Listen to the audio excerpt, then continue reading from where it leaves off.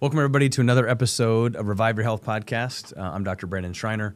I'm the host. Do me a favor, if you haven't done so already, go ahead and smash that subscribe button. More information on health and wellness is right there on that YouTube channel. So we'd love to get your support. And one of the best ways that you can support Revive here is to subscribe, but also share this with somebody who's close to you, far from health. Today, we're going to dive into immunity. It's that time of year. You're going to hear things about germs and viruses and should I do this, should I do that? We're going to dive into that today. So hope you enjoy the episode.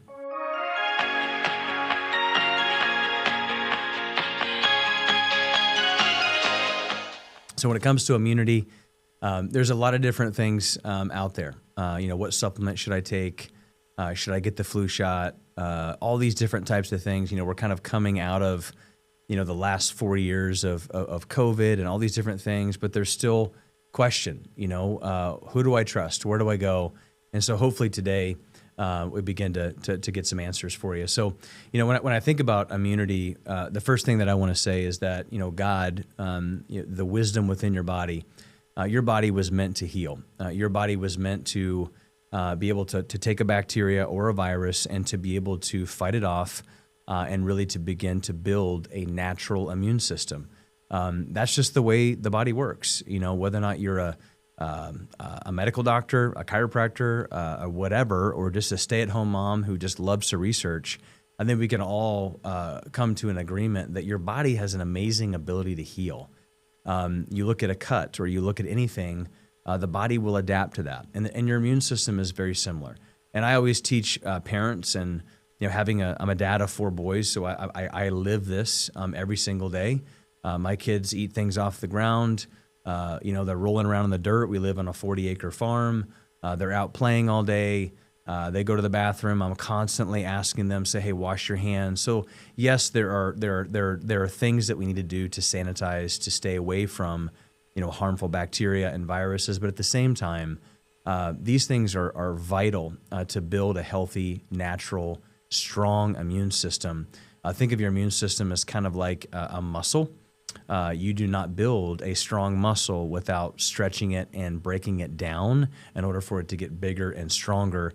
Your immune system's the same way. So if you're wrapping your child in bubble wrap, if you're lathering them in hand sanitizer, you actually could be doing more harm than good. So when it comes to just where are we at, right? So under the Center for Disease Control's direction, when it comes to just immune system and being healthy, I want to show you some just alarming statistics. So one of the highest infant mortality rates of all industrialized nations under the CDC's guidelines when it comes to just being healthy. Almost half of children have at least one chronic disease. Pediatric cancer is the leading cause of death outside of accidents. 1 in 7 children are on an antipsychotic. 1 in 6 children have a learning disability. 1 in 12 suffer with asthma. 1 in 5 are diagnosed with some of an emotional, mental, or behavioral disorder. 1 in 5 children have obesity. 1 in 13 have allergies. And 1 in 59 have autism. 1 in 34 areas with better statistics. So really 1 in 34, 1 in 40 when it comes to autism. And so when you think about those numbers, depending upon which generation you're a part of, like those numbers have astronomically skyrocketed over the last 15 to 20 years.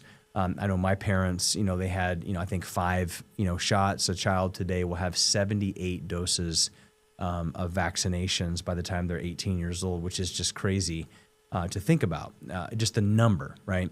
And so, before I kind of get into some of the nitty gritty and just different paradigms and germs and viruses, like I just want us to take a step back for a second. And regardless of what maybe side of the fence that you're on, it's sad that I have to say that we all can't just come together and have a great conversation. But there are just sides, right? There's the pro-vax, there's the anti-vax, there's whatever it is. And when it comes to immunity, when it comes to vaccines, when it comes to health, like unfortunately there is a political agenda. People get paid lots and lots of money by pharmaceutical companies to be on one side versus the other. And being on the other side can be extremely dangerous for those who don't, allow money to flow. And so, but regardless of what side you're on, I think we can all agree that environment is important. I use the fishbowl analogy. You've got two different fish bowls. You got one fish bowl that has very clean water, an extremely clean environment. If I put a fish in that bowl, they're going to thrive. They're going to be able to adapt, and they're not going to be exposed to all those crazy, viruses and bacteria. However, if I drop something in that really good, clean, healthy fish bowl with that very healthy fish that has a really healthy immune system, they're going to be able to fight that off. Now, if I took a dirty, disgusting fish bowl that hasn't been cleaned in 2 years and I put a fish in there, are they going to be healthy, or are they going to be sick? Well, they're going to be sick because there's eventually the body just can't keep up with that. Does it make any sense whatsoever to take that fish that's in that really dirty fish bowl and inject them with some type of an outside-in toxin to make their body strong? Or does it make more sense to take that fish out of that horrible environment and put them in a good environment so their body can thrive, and then we can do what we want to do, with that fish? So, I want to come at this from an environmental standpoint, and the reality is that who do you trust? I can't answer that for you. I know that when my wife and I, starting having children, who do you trust? We trust the body. As a chiropractor, as a doctor, somebody who's taken care of thousands and thousands of families, your body is the smartest physician on the planet.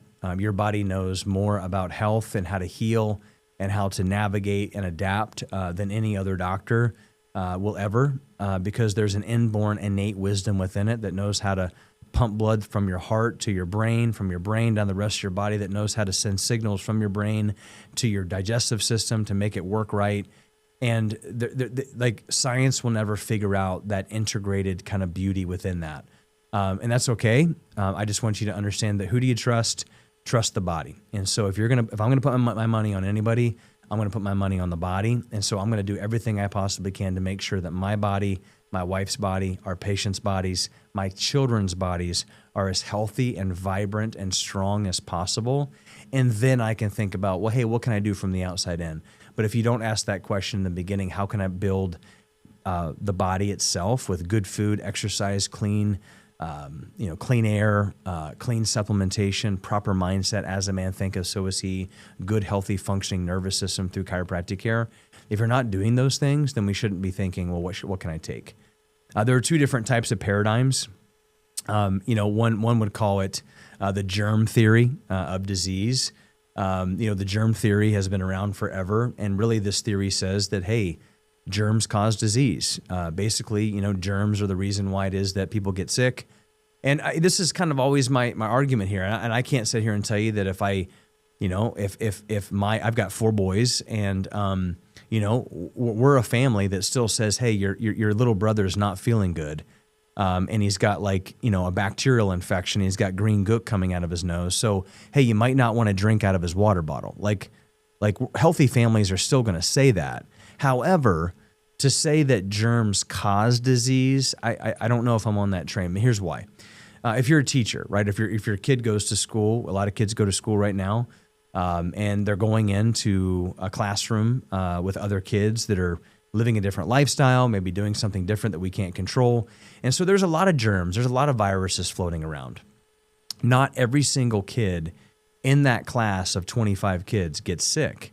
There's always going to be 1 or 2, 3, 4, maybe 5 or 6 that just don't get sick. And maybe they did get sick, but their response to that germ or that viral spread was not what little Jimmy's was, who ended up having pneumonia. What I'm trying to say is that germs don't make you sick.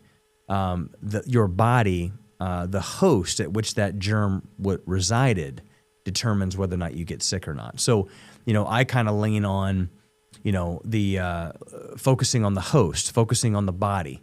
I tell my kids all the time, and I as a chiropractor, I went 4 years during COVID, not wearing a mask and, not necessarily spraying everything with crazy sanitation and all that kind of stuff, not because I was trying to be rude, but because it was an airborne illness and trying to wipe things down didn't make any sense. It was very unscientific. And wearing a mask was trying to keep mosquitoes out of a chain link fence. Didn't make any sense either. So I knew I had to rely upon me being healthy and taking good vital supplementation and getting adjusted and getting proper sunlight and things like that. And, myself, I mean, I had a little girl come in my office one day and she goes, Dr. B, you hug like 500 people a week and you're not dead. So you must have a really strong immune system. And that's the point, is that I would hug and take care of a lot of individuals during the middle of COVID as a chiropractor. We're touching people. And I didn't have a severe reaction, not because, there wasn't a germ or a virus or something going around. It was because I was strong enough to be able to adapt to that. So, I love this. If the germ theory of disease were correct, there'd be no one living to believe it, which means that if germs killed people or germs made people sick, then there would be nobody to think about it or to even talk about it. The reality is that germs don't make you sick. You and your inadequate amount of immune system physiology allows you to get sick. And so, yes, wash your hands. Don't drink after somebody that's got green goop coming out. But my goodness, like, germs don't make you sick. We have to focus on the host. Focusing on the host means that, we're doing things like good food, good nutrition, proper water, supplementation, proper exercise, sunlight, especially right now as things are starting to kind of get darker a little bit earlier. We got to work really hard for vitamin D3. When we do those things and we focus on the host, I can't guarantee you that you're not going to get sick, but you're just not going to have the same response that maybe somebody had that has a very weak immune system because they're a poor steward over themselves. The natural immune response. And so, I want to talk about this a little bit because I think it's important for us to understand like what, the immune response is. And so your body has an ability to fight off foreign invaders, to break them down, to create natural T killer cells to go throughout the body and then build natural immunity. And so when the body detects an antigen, which is basically a toxin or a foreign particle in the from the outside in, foreign substances, these foreign substances called antigens that are disease creators, they actually stimulate the production of white blood cells. So when you see a white blood cell increase from your doctor or whatever, especially in cancer, that's where doctors kind of get a little bit edgy, where they're like, hey, there's something going on in your body. And so we got to take a deeper look at it. That's because your white blood cell count is up because your body is fighting off something. And a lot of times in cancer, when your body is doing the right thing by fighting off a foreign invader, your white blood cell count is going to go through the roof. And these are called B lymphocytes. They produce antibodies that work to fight off the foreign invader. These antibodies stay in a person's body and act like a germ recognizer. So you almost kind of recreate a computer system, recognizable system, almost like the print or the thing with your iPhone. And your body begins to adapt to being able to recognize, hey, I remember that guy. I remember that disease. I remember that germ. I remember that virus. And so we're going to go ahead and just take him out early. And so that if the body faces that specific antigen again, antibodies are ready to tag that antigen as a bad cell. T cells then come in and attack the antigen, destroy them. These cells work together to comprise your immune system. So these natural T killer cells that kind of go throughout the body, they munch on harmful bacteria. And it's this really cool system of recognize, adapt, strengthen, recognize, adapt, strengthen.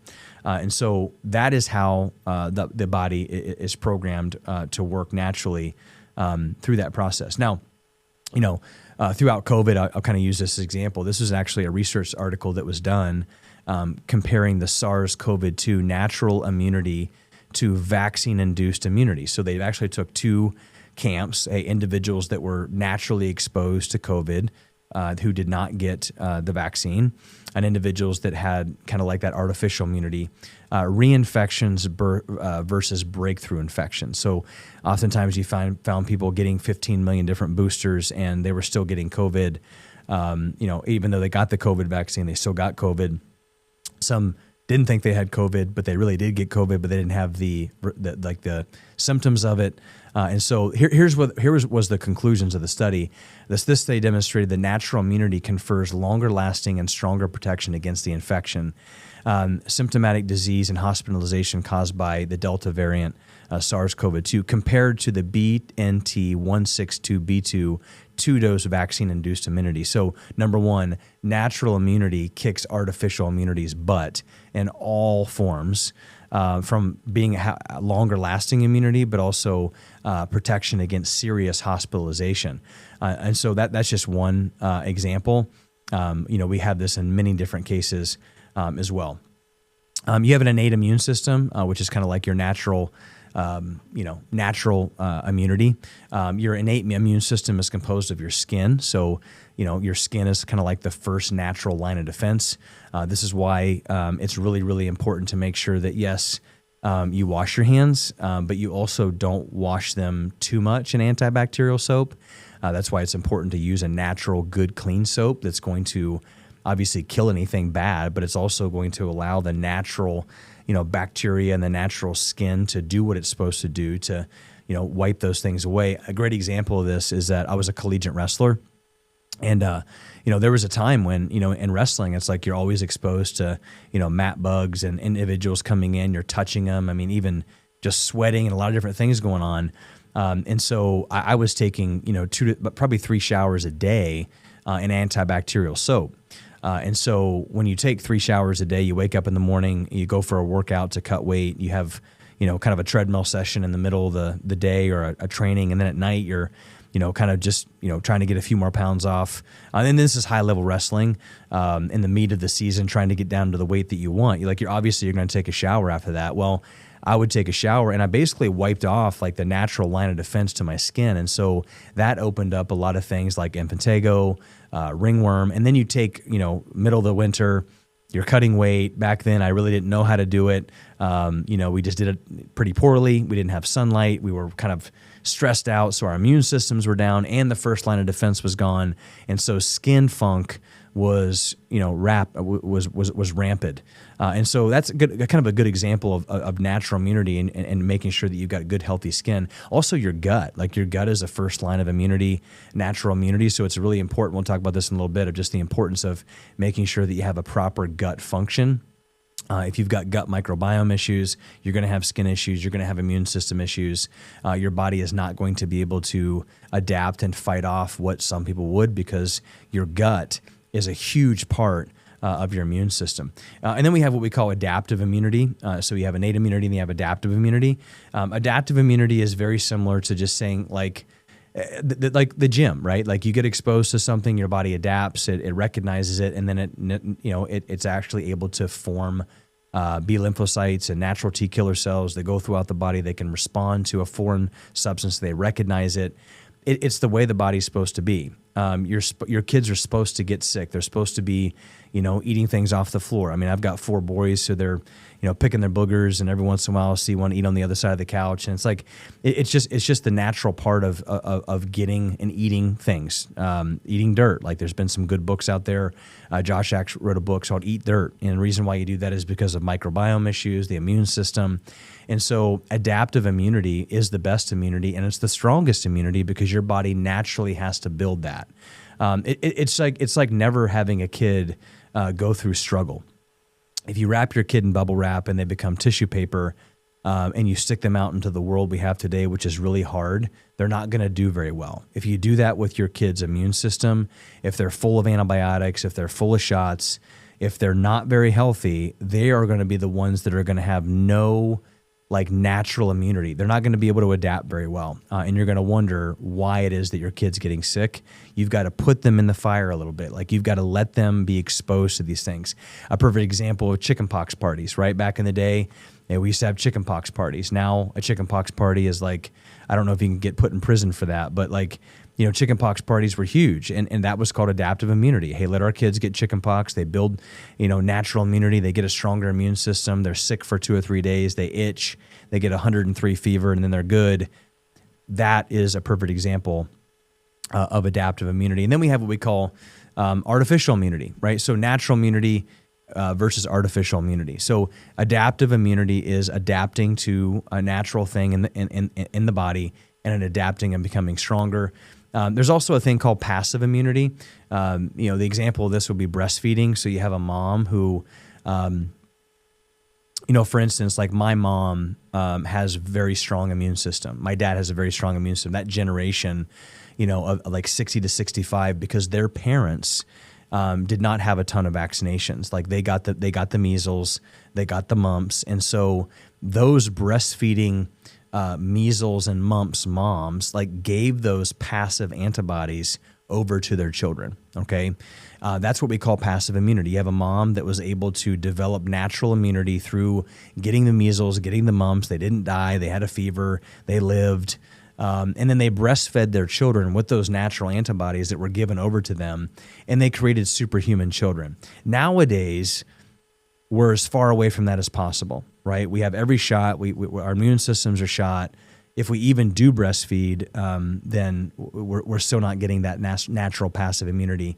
And then we have what we call artificial immunity, right? When you think of artificial immunity, you think of exactly what it is, right? So we're gonna, take a virus in a lab, and we're gonna, extrapolate it down, and we're gonna inject it into a child, and we're gonna force that child to develop the antigen response. And the theory is that we're going to build natural antibodies, based off of having that virus within us. So it's almost kind of like steroids for bodybuilders, right? So the real thing would be to do is just work hard, go to the gym, and just build muscles naturally. You're going to live longer. You're going to not have any kind of health problems versus I'm going to cheat and I'm going to inject myself with artificial enhancing drugs. I'm going to grow really quickly. I don't really have to work as hard. But I'm going to have some serious health consequences later on down the road because I didn't let my body naturally build that. 1962, we had 5 doses, DTaP, polio, smallpox. 1983, we had 24 doses. So the year before I was born, I got 24 doses of vaccines. And now in 2025, before the age of 18, a child will get 72 doses of vaccination. So, I mean, like I said, it's another thought of, hey, how can I build an immune system? And as I'll talk about this here, what's happening in the world today is that we got to take a step back for a second. And I think Robert Kennedy Jr. is doing a really great job. Love him or hate him, what he's doing is he's starting to ask the question, is this ethical? Is there any research to prove that, hey, all of these different vaccines that are being given to these children, these artificial vaccines full of aluminum, formaldehyde, even remnants of aborted fetal tissue, all these different types of adjuncts and things in them, given to a child, right? Whether or not they're healthy or sick, healthy gut, non-healthy gut, we're just going to give them over the course of their life. Like, what are the side effects to that? Has that been studied? And the reality is that those have not been studied when it comes to like long-term safety trials. So a couple of things here. I just want to pull this up. This was, let me get to this. So this is the chronic effects. Get to this. Here it is. So this was actually the Henry Ford vaccinated versus unvaccinated study. So this actually just came out. It was hidden for a very long time. Don't ask me why. I think RFK is doing a good job of making sure that people are, the science or all of the stuff is coming to the center, and we're going to break it down and we're going to figure out, hey, what's best for our kids. But what they did is that this is probably one of the first articles that was ever written and never actually fully published because, come to find out, individuals didn't want this published because it would take away, it would just cause a lot of problems. So, and we don't want any more problems in our world, I guess. So this is what the research said. A total of 18,000 subjects were eligible for this study. They took kids that were vaccinated and they took kids that were unvaccinated. And so here's what they found. After a multivariate adjustment, Cox proportional hazards modeling demonstrated the exposure to vaccine was independently associated with an increased risk of developing a chronic health condition. Of the chronic health conditions, exposure to vaccination was independently associated with an increased risk in asthma, autoimmune disease, atopic disease, eczema, and neurodevelopmental disorders. There were no chronic health conditions associated with an increased risk in the unexposed group.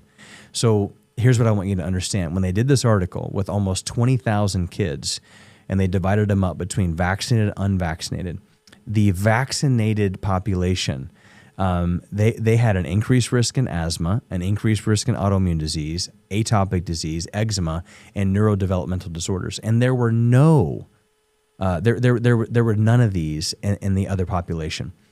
This study found that exposure to vaccinated was independently associated with an overall 2.5 fold increase in likelihood of developing a chronic health condition when compared to children in the unexposed group. I thought that was very interesting. This is in Sage Open Medicine, 2020, May 2020, kind of like right in the middle of all the craziness. Analysis of health outcomes in vaccinated versus unvaccinated children, developmental delays, asthma, ear infections, and gastrointestinal disorders. The research says this, as I go down to the conclusions. This is what it says. In this study, what they found was that, and this study must be weighed against the strengths and limitations of the data. They actually found that individuals that were vaccinated versus unvaccinated, asthma, developmental delays, and ear infections were significantly higher than those who were not vaccinated. So, these are some articles to show, hey, there might be another side to this. There are other things out there that we should be looking at. And, here's the other thing about this whole thing that I think is very interesting.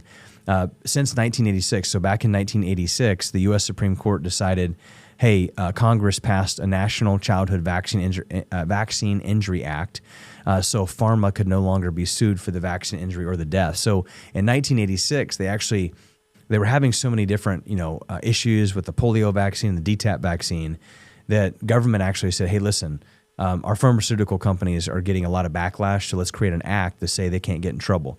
I don't know about you, but when someone creates some type of a licensure and an act that says somebody can't get in trouble for doing something bad, and I just get free range to put all these different vaccines on the schedule without necessarily having to go through rigorous safety trials, that always raises a little bit of question for me. And so here's what I want you to say. There's a lot of really great books out there. I'm going to give you some of the resources that I would say to go to as a parent at the end of this, but do your research. I think we're living in a time where we have to understand that we have to look at both sides. But when you look at what's going on right now, unless you've been hiding underneath a rock, the individuals that have been making a ton of money throughout the CDC, guys like Bernie Sanders, different people like that, who have been making millions and millions of dollars off of pharmaceutical companies for pushing vaccinations.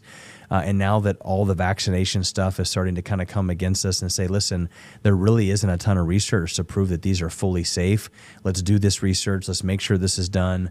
RFK is kind of ridding, some of the people from the CDC that are not willing to do research the way research is done. Hypothesis, look at both sides. Evidence being brought to the table that was taken away a long time ago, especially DTaP and African American boys, and just the exponential increase in autism with the DTaP vaccine, the HPV vaccine. I think that we're on the precipice of truth beginning to come out.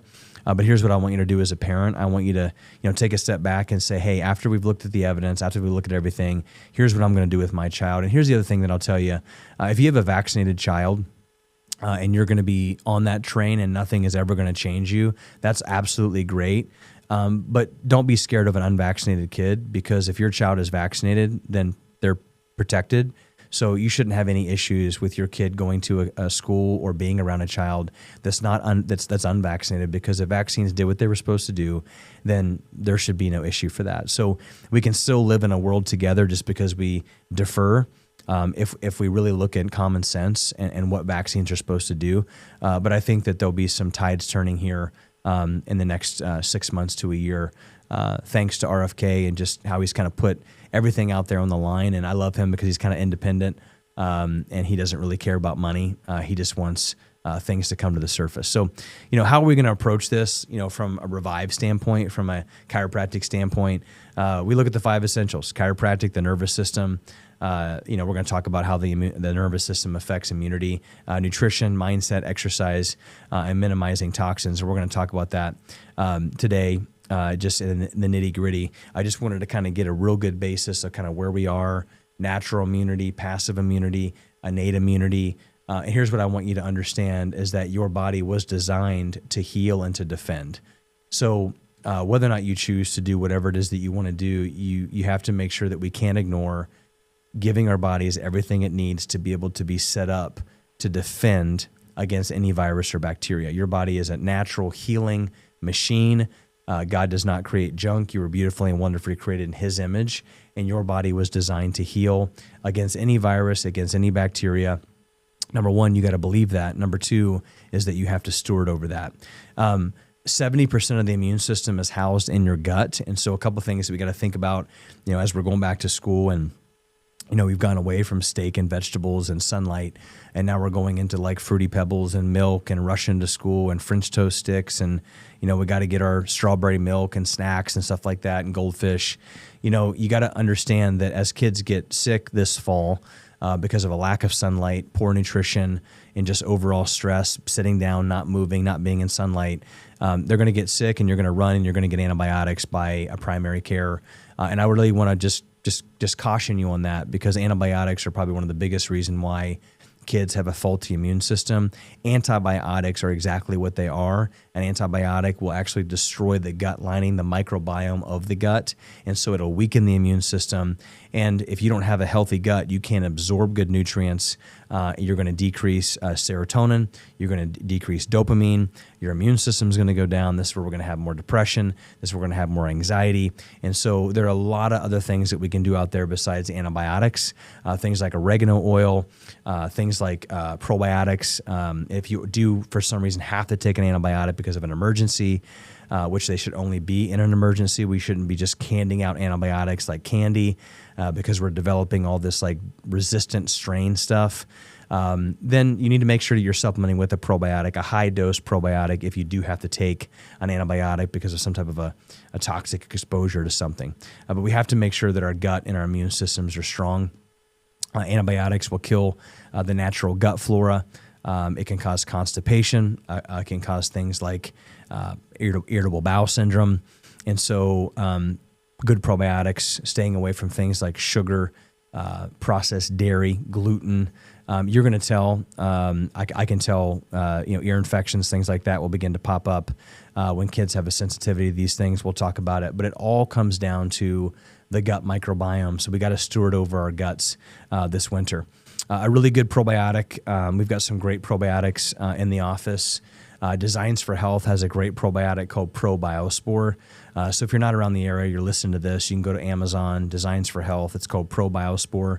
Take one of those in the morning with food, and it'll help kind of seed that natural bacteria and help your immune system this winter. We've also got some really good ones with kids to make sure their immune system stays strong in the office. They taste great, and they're not full of a bunch of toxic things that were produced by the pharmaceutical company that were put at target for the sale of something healthy. We got to make sure that our supplements are like our food, right? So if they're not healthy, they're not quality, then you're basically just kind of wasting your time.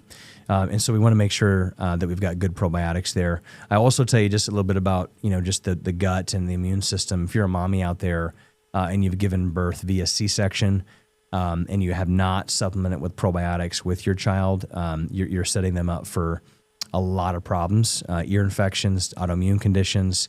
And so, the birthing canal was the way that baby were supposed to go, obviously emergencies, things like that.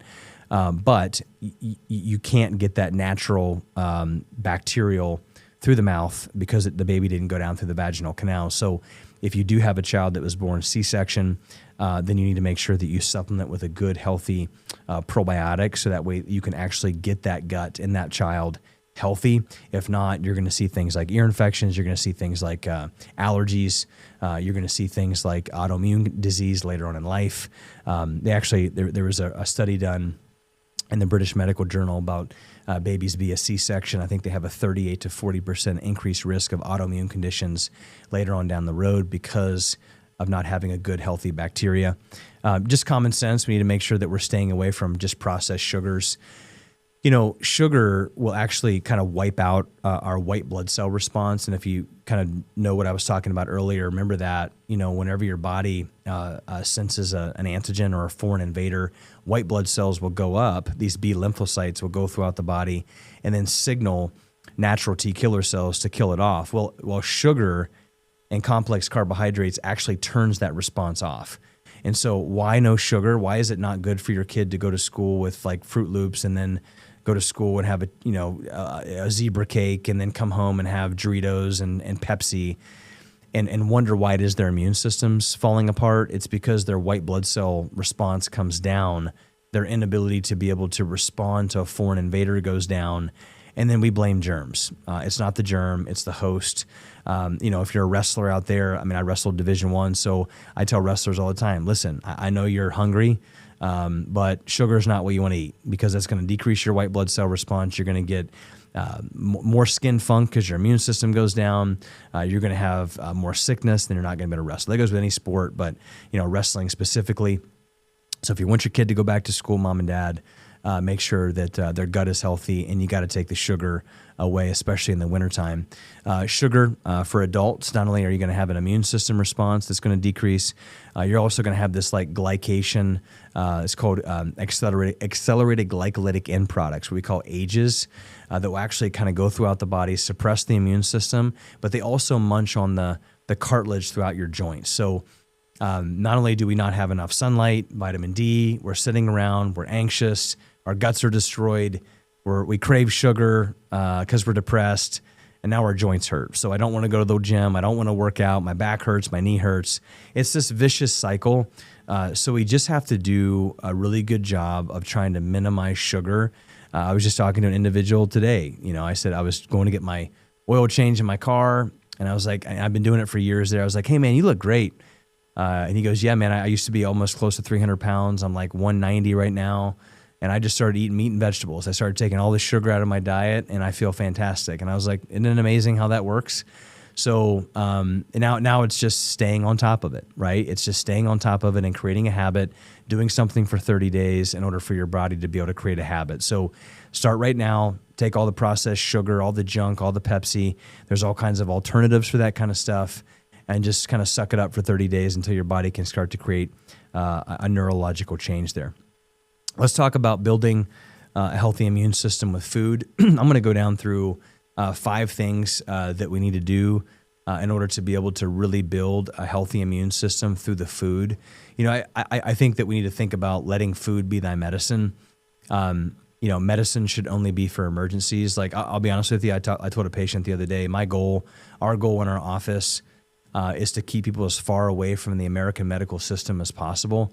Unless they have to have some type of a surgery or something emergency, begins to happen, because they're not set up to really teach about health, nutrition, fitness, exercise, things like that.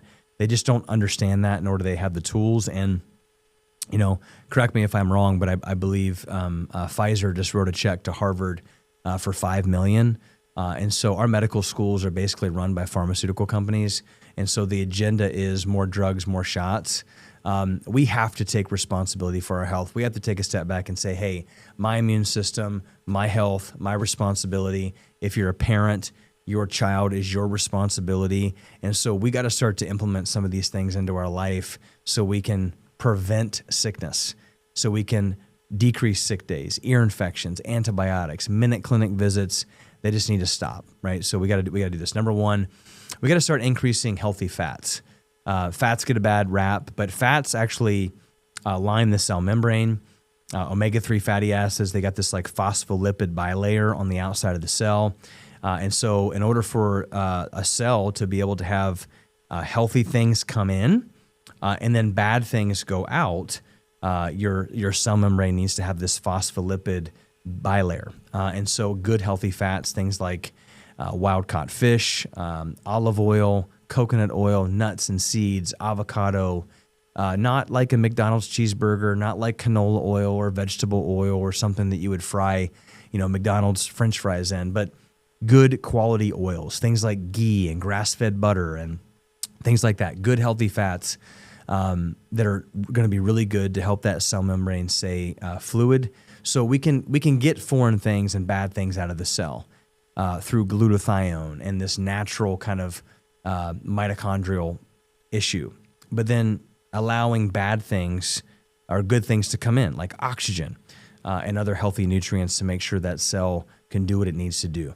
The other thing is full fat A2 dairy. I know a lot of people, drink a lot of milk and things like that. I'm not a big milk drinker. If you are going to drink milk, make sure it's full fat, A2 versus A1. A2 gene allele, just more of your Eastern European Jersey cows, less heart disease, less genetic predisposition for cancer and things like that. And I'll just caution you on two things: dairy and gluten. I know everybody's like on this gluten dairy thing. I'm not saying that gluten and dairy are bad. I'm just saying that gluten and dairy are not what they were in biblical times, because I know the Bible talks about eating dairy and wheat. And I'm not saying those are bad, but we have to make sure that we're very cautious of the kind of dairy and the kind of wheat that we're putting in. So if you're just taking the store-bought, 2% milk, and you're wondering why it is that your kid is getting ear infections and why it is they're sniffly all the time, that's because they have a sensitivity to it. They've got a gut issue, and you need to cut it out. And you need to heal their gut, and you're going to find a whole slew of problems go away. They're not going to have the snottiness. They're not going to have the allergies because of it. Now, there's a lot of other things that go into it, but dairy is a huge culprit for that. It's a huge systemic inflammation increaser, and so we need to be really conscious about dairy. You may not go into anaphylactic shock, but there's a good chance that you have a dairy sensitivity. Same thing with sprouted grains or just grains in general. If you're going to do like a piece of Ezekiel bread or anything like that, or like a sourdough bread, those are better. But the white bread and the white flour and all that kind of stuff, it's full of gluten. Hybridization is way different than what it was in biblical times. We want to make sure that we're really, if we're going to have bread or those complex carbs, that they're from like more of a sprouted Ezekiel bread or like a sourdough bread, right? And you can even buy organic gluten-free flour for your sourdough, right? So, because a lot of kids, including myself, like I can do dairy, but when I do gluten, it really, really messes with my digestive system. I just don't break it down well. So my joints don't feel well. Those are things to think about. Naturally raised animal proteins, grass-fed beef, wild-caught fish, pasture-raised eggs. If not, you're getting a ton of antibiotics, you're getting a ton of hormones. Listen, look at your protein powder as well. If it doesn't say grass-fed on it, then throw it away. Go spend more money on something that's going to be grass-fed because your gut, your neurology, your brain later on down in life is going to thank you for it. It also doesn't have all those crappy, sucralose, aspartame, potassium, all the crazy toxic fillers. Variety of fruits and vegetables, especially, as our immune system goes down, vitamin C is up. I would even say now is the time to, organs, liver, heart, different things like that we don't necessarily consume a lot of. There's not a lot of fruits and vegetables in the wintertime here in the Midwest. Why? Because it's cold. And so that's where we have to get a lot of our nutrients from organ meats. And so Ancestral Nutrition is a great company where you can get things like an organ supplement. I take like a beef organ supplement with like liver, pancreas, spleen, heart. I do that every day, especially during the wintertime when I'm not necessarily eating a ton of fruits and vegetables. Why? Because it's winter and we're supposed to eat what's out there, and that's not out there. So a lot of meats, lots of good fats, and organ meats to keep our immune system high. Immune boosting nutrients. We've got things like vitamin D. A lot of people say, well, vitamin K has to be with that. It does, but that's why you should eat a healthy diet. Or taking an organic multivitamin will actually give you enough vitamin K so the vitamin D can be absorbed. Vitamin D is essential. About 42% of the United States population is deficient in vitamin D. And so we have to make sure that we spend some time taking a good quality vitamin D3. Vitamin D from the sun ignites with cholesterol underneath the skin to be converted to vitamin D3. So if you're on a cholesterol-lowering drug, number one, why are you on a cholesterol-lowering drug? Cholesterol's not the problem. So we've got to think about inflammation, why that's happening. You're probably going to have a decreased immune system because the vitamin D that you're putting in, you're not absorbing it. So we got to make sure that we have adequate amounts of vitamin D for a healthy immune system. A study found that over 80% of the 200 COVID-19 patients that actually had a really poor response to COVID had low levels of vitamin D.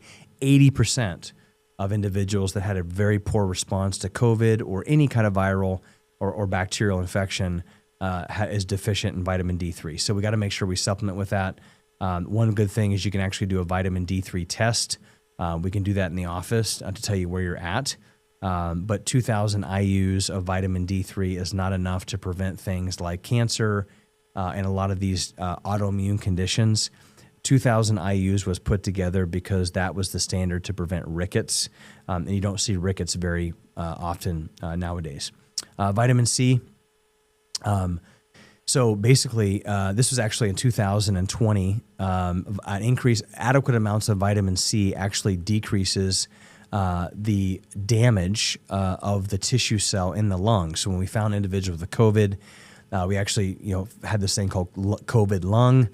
And individuals that were actually had adequate amounts of vitamin C, they actually never had that COVID lung because they had adequate amounts. So something to think about. Vitamin C is an antioxidant. It's known to encourage the body to produce white blood cells, which is, well, there we go with the white blood cell thing again. So if it's the middle of wintertime, you're stressed, you're anxious, you're eating lots of sugar, right? Fix those problems. But at the same time, we got to make sure that we have adequate amounts of vitamin C. Things like cherries, oranges, strawberries, and tomatoes are great to supplement with vitamin C. Next would be zinc. These are things that you can get through eggs, liver, nuts, peas, avocado, grass-fed beef. And we should be eating those things now, especially in the wintertime, right? In the wintertime, I mentioned liver, I mentioned things like that. So you get adequate amounts of zinc through that. Zinc was really heavy during COVID because what zinc does has been shown to decrease the duration of sickness by 33%. So zinc won't prevent you from getting COVID, but actually zinc helps to decrease the duration at which the illness is there. So we want to make sure that we get adequate amounts of zinc. The last one would be what we call NAC, which is N-acetylcysteine. So N-acetylcysteine is a precursor for a glutathione. Glutathione is a natural intracellular detoxifier. And so it's been shown to boost the immune system and actually suppress viral replication and reduce inflammation. So I actually take NAC at night before I go to bed every day. NAC is just one of those biohacks that's great for to decrease inflammation. And it's also just really good to kind of decrease the natural viral load within the body. And so I take NAC on a regular basis. I want to switch gears a little bit to exercise. Exercise is important. I know we're coming up on the wintertime. It's football season and it's dark outside and we just don't want to exercise. Here's what I'll tell you. There is no supplement for exercise. There is no shot or pill that's going to replicate what exercise can do for your mental health, what it can do for immune system. I'm even on the ship of like, if you don't feel good, you should probably still get up and move a little bit. Sitting on the couch with a tissue box, drinking ginger ale and sugar toast, watching Netflix probably isn't the best thing for you. Going outside, getting some air in your lungs and breathing is one of the best things that you can do for your immune system. 1 in 5 adults, about 21% of the population actually get the recommended daily activity. Inactive adults have a higher risk of early death, heart disease, stroke, diabetes, depression. 25% of children 5 and up already have plaquing in their coronary arteries because of obesity, sugar, pop, and then a lack of physical activity. 60% of 15 to 19-year-olds have plaque building up in their coronary arteries, which supply the heart. Less than 3 in 10 high school students get consistent physical activity throughout the week. I just had this conversation with my kids. I automatically assumed that they got PE every day. Actually, it's an elective now. It's actually my kids' favorite class because they're boys, because they get to move around. And I actually asked them, I said, so how many times a week do you get PE? And they said, we only get it once a week. And I was like, I'm going to say something about that. But number 2, they get recess a lot, right? So they're outside, but then wintertime, they're not outside as much in the sun, and they're still not getting adequate movement. So we have to get movement. We have to have, I'm a big fan of PE every single day. It's not an elective. It's just not something that you can choose. Until you're 18, you don't get to choose whether or not you get to exercise or not. Like get outside, play, get out of a screen, get outside, move, get some sunlight. You're setting these kids up for failure if you're not getting them into some daily regimented stretching. I mean, you look at some of these videos from like 100 years ago with like what PE was, like some of these, like everybody could do a pull up, everybody could do a push up. And now the world is saying that hey, you know, if you're in the FBI, you don't actually have to do like that. It's too strict to have to do strict pull-ups. Like I'm like, my gosh, these are people that are protecting our country. Like you should have to do like 20 strict pull-ups. Anyway, so childhood obesity has more than doubled in the past 30 years. And so long story short, we got to get moving. This was actually September 21, Acute and Chronic Effects of Interval Training on the Immune System.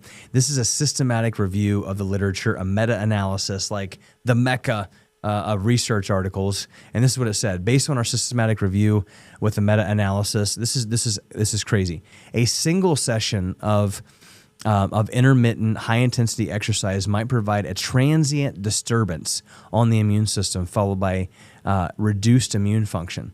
So actually, exercising just randomly, like whenever you want, like say like once a week or once a month, actually can have a negative effect on your immune system. Why? Because it sucks. Like it's never fun. Like you're sore, like you hate it. But here's what this article came to say later. On the other hand, regular exercise performance, high-intensity performance, induces favorable adaptations on the immune system, improving the immunosurveillance in the short and long term without a changing immune cell count. So here's what it says. Be consistent with your exercise. When you're inconsistent with exercise, guess what? You're going to have a negative result. You're going to not feel great. And your immune system can actually go down. But when you're consistent with exercise and you can create those immunological adaptations, you actually become superhuman. So if you're a PE teacher out there and you're only teaching one session a week, you need to be teaching 5 sessions a week if you want the immune system of those children to increase and less sick days. The next thing we'll talk about here as I go down is toxins. I think this is really interesting. When you think about this, I love this quote. Jim Gaffigan actually said this. He's like a healthier comedian. He said, herbal supplements are not FDA approved. But to put that into perspective, the Twinkie is, right? So when we're talking about all these things that we want to do to kind of make sure we detox and things like that, the FDA approves the Twinkie, but they will not approve omega-3 fatty acids or NAC because those are not approved by the Food and Drug Administration, but we will approve the Twinkie. So keep that in mind as you're thinking about doing detoxes and things like that. Some things to think about. Air filters. Make sure you change your air filter before you begin to go from air conditioning to heat. Just a good thing to do. You don't want to blow any of that stuff onto you throughout the winter time and your allergies go up. So make sure you change the filters. Use clean body care and household products. I've said this when I talk about hormones. Women, you carry around about 470 different chemicals that men don't because men don't wear makeup. They're not supposed to wear makeup. And so women, you just have a higher risk of toxin exposure. And so just really make sure that you're going towards more of a natural healthcare line. Avoiding any kind of processed foods and sugar, we get that. But our drinking water, making sure that our drinking water is filtered, doesn't have any kind of the toxic metals, and even pharmaceutical drugs are put in some of the water systems around here. So make sure you're getting good, clean water this winter. Let's put it all together here. This is what's really interesting. I want to talk about chiropractic as I wrap up, but research tells us that it takes about 40% damage. So 0% health is death, 100% health is 100% function, and where we all should be aiming towards. At about 60%, so after 40% dysfunction is when you begin to feel symptoms. And so I get that a lot of people are like, well, I don't have any problems. Like, I feel fine. So I don't really need to do anything about it. This is why that's a horrible decision because it takes about 40% damage to your nervous system before you actually begin to feel pain. And so you don't want to wait until you're in pain because what happens if you wait till you're in pain, then you could actually already have, too much damage to get full function. The other thing you got to think about too is that what do we do whenever we get pain or we get sick or we get a chronic illness or things like that? We go to the doctor. The doctor gives us some type of a pill that will cover up that. But if we don't actually fix the root cause as to why that's there, are we going to go closer to 100 or are we going to go closer to 0? We're always going to go closer to 0 if we don't fix the root cause of the problem. And so chiropractic, is a huge kind of missing link for a lot of people. It's the missing link for my kids. I mean, people ask me all the time, all the chiropractic kids that come into our office, then all their kids and all their friends are sick. And, It's not that chiropractic kids don't get sick. It's not that chiropractic individuals under chiropractic care don't get sick, but it just doesn't last as long.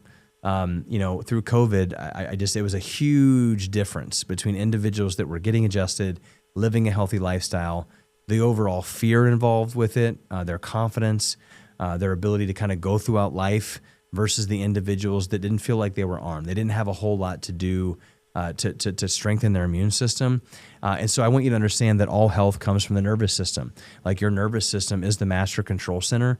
And so without a healthy nervous system, we don't really have balance. And so we've got two types of nervous systems. We have the sympathetic nervous system and we have your parasympathetic nervous system. And so chiropractic actually helps to bring balance between these two different systems. And when you're sick and you're not feeling good and you're stressed out and, you're kind of like, under fluorescent lights all day and it gets dark at 5 o'clock at night and you're just, craving sugar and it's Thanksgiving and it's Christmas, like we're in fight or flight. Like our sympathetic nervous system is ramped up, and not to mention all the craziness that's happening in the world right now. Like a lot of people are in fight or flight and we're not getting good sleep. And what happens when you're in fight or flight? You get sick. You get the sniffles, you get strep throat, you get ear infections. And if those things aren't fixed, then those things turn into bigger things. And so chiropractic is a great way to be able to balance the nervous system. If I'm in sympathetic fight or flight and I give somebody a blood pressure drug, I'm still in fight or flight. I'm just manipulating my body chemically to think that I'm not, right? If I'm anxious or depressed, I'm still in fight or flight. A medication will never actually take me out of fight or flight. Physiologically, we can do this. This was a research article that was done this is a research article that was done right in the middle of COVID. Altered heart rate variability predicts mortality among critically ill COVID-19 patients. What they found is that in this study, we seek to evaluate whether heart rate variability measures can predict mortality within 24 hours of an ICU admission. And so heart rate variability is a great way to determine whether or not you're in sympathetic or parasympathetic. Because if you're in either one of those, then you're not in balance and your nervous system can be very toxic. So chiropractic uses heart rate variability as a way to measure how one is healing. And then the study to follow this up, the effects of spinal adjustments and myofascial techniques on heart rate variability. And this is what the research says. A greater parasympathetic response was found when stimulation was performed in the cervical and the lumbar region. So when individuals came into a chiropractor and they got adjustments to their neck and their low back, it drove them out of sympathetic and it put them in parasympathetic, which is what they call rest and digest. Their bodies, their heart rate variability, their bodies can begin to heal and adapt way better. And so, if you're out there and you're struggling with pain, that's a clear sign that you have subluxation. You've got irritation in areas of the spine that is going to affect your immune system. You're more likely to get sick. It's very, very common for someone to come in with neck pain and back pain and headaches and something like that you would normally associate to chiropractic, to get those things fixed, but then also look back and say, you know what, it's really interesting. My allergies haven't been that rough this year. Like my kids aren't getting sick as much this year. Why is that? Because we're able to balance and pull somebody out of sympathetic by controlling heart rate variability. Specific parts of the spine control specific parts of the nervous system. The nervous system controls immunity, and that's how the body works. This was a research article that was done on chiropractic. It found that patients that were under care for under care for 5 or more years under a chiropractor's care have seen a 200% greater immune system competence than those who had not received chiropractic care. We've got patients in our office that have been there for 12, 13, 14 years. And that's kind of like the long-lasting effect of taking care of your nervous system, eating good quality food, having a good mindset, being and trusting in the power of the body. The body's a natural immune response, taking good quality supplements. I think chiropractic is one thing and getting your spine adjusted, but it's also the culture. It's also, being a part and in a healthy community that believes in the body. Not that we don't believe that we should go to the emergency room every once in a while if we cut our head open or whatever, but we're trying to stay as far away from that system as possible because we're trying to steward over the body that God has given us. And that's just the way that it works. So a couple things here as we wrap up. Number one is we want to make sure that we really kind of understand immunity, right? We understand adaptive, innate, passive immunity, and really just the potential side effects of artificial immunity and vaccinations. We also need to make sure we do our research. There's all kinds of different things out there. And so I want to kind of give you some things to think about. Standforhealthfreedom.com. Go standforhealthfreedom.com. During times of emergency, human rights and constitutional rights don't stop being important. They become more important. Keep health freedom alive and support efforts. If you have questions about vaccines, if you have questions about, hey, I'm not sure if I can send my kid to school because of vaccines and I want to know more about them and I want to know about legislative laws and wherever I live, go to standforhealthfreedom.com. It's an amazing website. Leah Wilson, a good friend of mine, and just an amazing, amazing person, helped put that together, as well as Sayer G. And Joelle Bohemier, really awesome. So go there. Also, a couple books, Turtles All the Way Down, Vaccine, Science, and Myth. I think every parent should read this book. It's called Turtles All the Way Down. Before you make that decision to however it is that you want to boost the immunity of your child, number one, everybody could agree we just need to make good, healthy decisions. But when it comes to literature, this is a great book, Turtles All the Way Down. Also, another great book. This is called Vax Unvax, Let the Science Speak. This is actually Robert Kennedy Jr. I love this book, not because Robert Kennedy Jr., but I also love it because it's just a bunch of research articles. Anybody who loves or hates vaccines, you can't look at that book and say, wow, the numbers are just the numbers. The numbers and the science speak for themselves. So if you're a research nerd, you're going to love that book. So that's all I got for today. On behalf of myself and everybody at Revive Chiropractic, we pray that you have a healthy, happy, blessed day. Make sure you hit that subscribe button. If you guys have questions, make sure you leave comments for potential next episodes. We'll see you guys soon.